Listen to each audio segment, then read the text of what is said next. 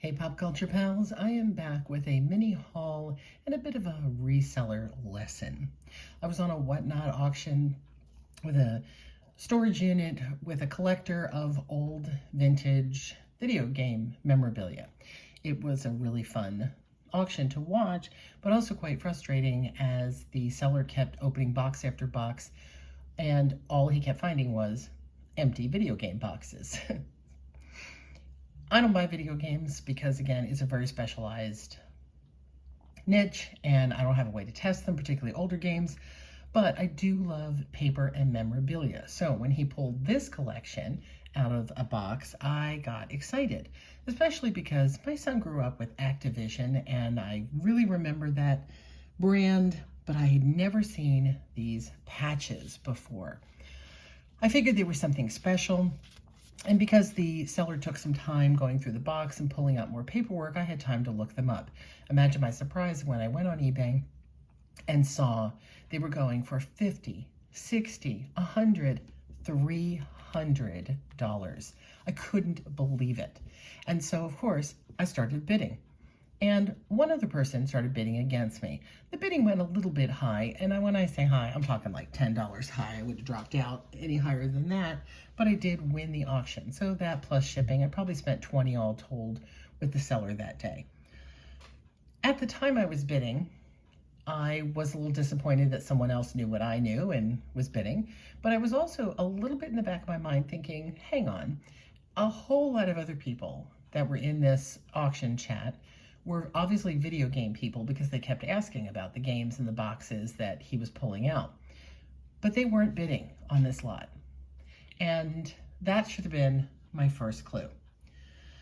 Once I got them, I will say I was a little bit put off by the fact that they're very clean and they're not embroidered. They're just like a picture on there, which I thought was odd.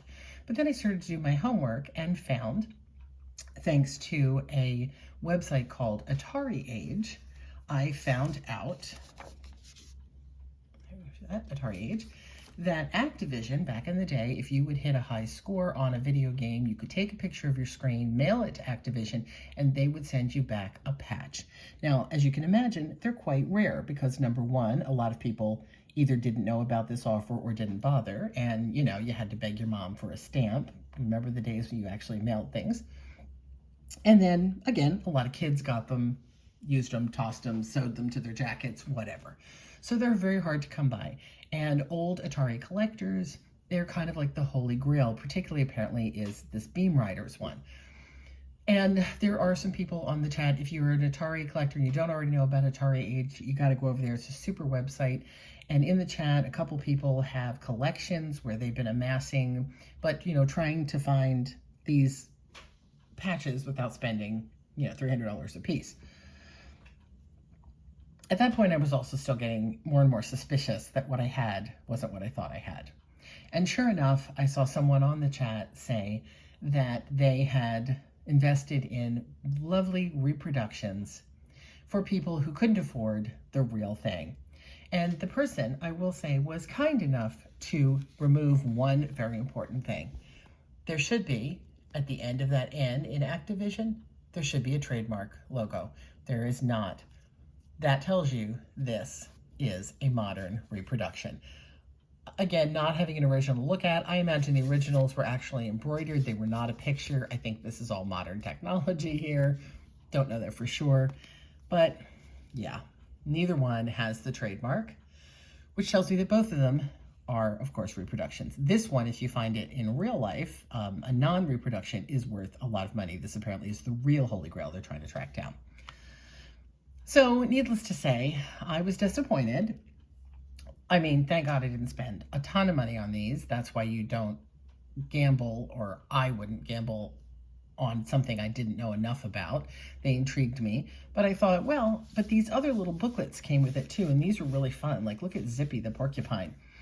Again, because I was buying online and didn't get a close look at things, I didn't notice this little symbol in the corner, which is, again, the Atari Age symbol. These are not books from original Ataris.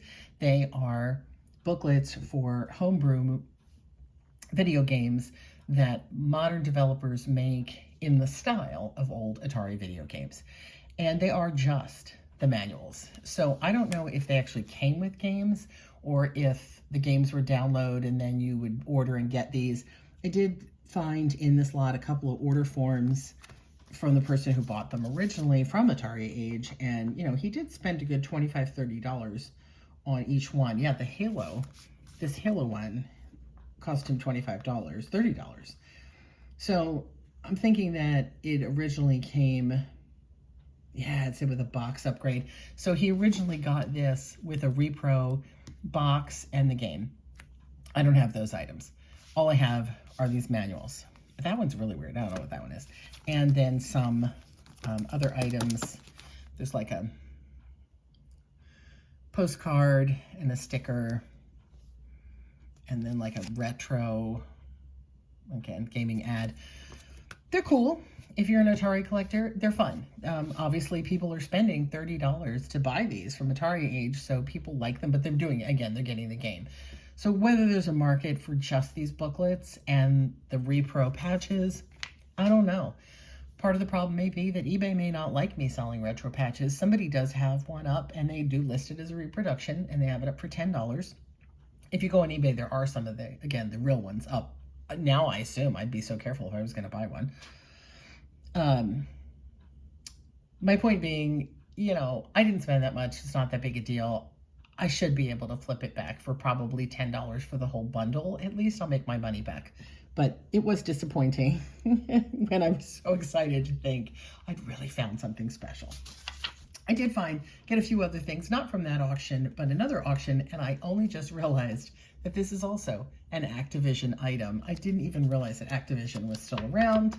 Like I said, it was very popular when my son was a kid. This is a Skylanders poster, and it is Trap Team. It's hard to open for the screen here. This, actually, these Skylanders posters actually do sell. This one's listed for $27 right now.